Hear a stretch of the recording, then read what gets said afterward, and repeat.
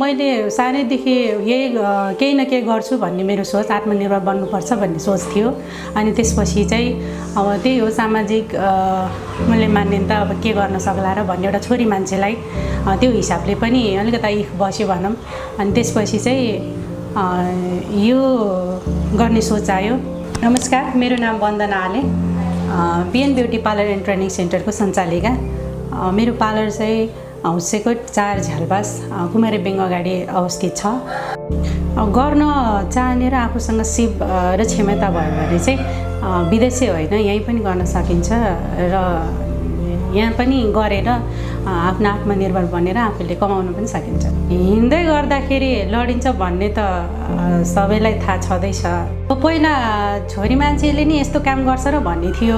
आजभोलि चाहिँ होइन, छोरी मान्छेले चाहिँ गर्न सक्ने रहेछ, अब गर्दो रहेछ, योमा पनि काम गर्यो भने चाहिँ यसमा पनि रहेछ, भविष्य रहेछ भन्ने चाहिँ भन्छन् सबैजनाले।